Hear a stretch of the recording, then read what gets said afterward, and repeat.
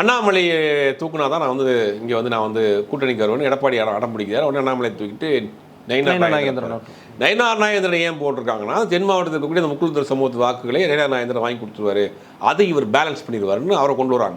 அவர் உள்ள வந்தோடனே அவர் என்ன பண்ணுறாருன்னா அந்த சமூகத்தின் முகமாக நம்ம தான் இருக்கணும், இன்னொரு டிடிவி ஓபிஎஸ் உள்ள வருகிறப்ப நம்ம கொஞ்சம் அங்கே அடிபடுவோன்னு பார்க்குறாரு. இந்த பக்கம் எடப்பாடிக்கு அண்ணாமலைக்கு என்ன சொன்னா அந்த சமூகத்தின் முகமாக நான் தான் இருக்கணும், முன்னாள் முதலமைச்சர் முன்னாள் எதிர்கட்சி தலைவர் நான் தான் சமூகத்தின் முகமாக பார்க்குறேன். அண்ணாமலை வந்து அவர் கொஞ்சம் மேலே இளைஞர் மத்தியில் வர்றப்ப அவங்களுக்குள்ள ஒரு கிளாஸ் ஆகிறப்ப இது சிக்கல் தான். சாதி ரீதியாக அந்த சமுதாயத்தின் முகமாக யார் வர்றதுங்கிற தெற்குல யாரு கொங்கு மண்டலத்தில் யாருங்கிற ஒரு சிக்கல் வர்றப்ப என்னன்னா நயினாருக்கு வந்து சில விஷயங்கள் அப்பாயின்மெண்ட் ஓபிஎஸ் அவர் குற்றச்சாட்டை சொல்கிறார். ஓபிஎஸ் ஆதரவாளர்கள் சொல்கிறாங்க அப்படின்னா ராமநாதபுரத்தில் நாங்கள் தோற்று போனதுக்கு காரணமே நயினார்னு குற்றச்சாட்டு வைக்கிறாங்க. என்னன்னா பன்னீர்செல்வம்ங்கிற பேர்லேயே 4-5 பேர் நிப்பாட்டினாரு, அதெல்லாம் இவர் தான் பண்ணார் பேக்ரவுண்ட்லேருந்து, இவர் வந்து ஒரு ஓங்கி வந்துடக்கூடாது அப்படிங்கிறதுல ரொம்ப தீவிரமாக இருக்காருன்னு அவங்க ஒரு குற்றச்சாட்டை வைக்கிறாங்க. யார்? ஓபிஎஸ்னுடைய ஆதரவாளர்.